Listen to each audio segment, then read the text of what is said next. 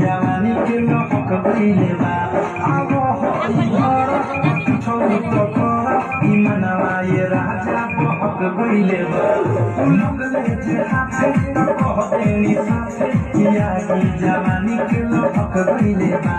अब ई घर कुछ ई मनवा ये राजा बहक गइले बा करना सामने रहनी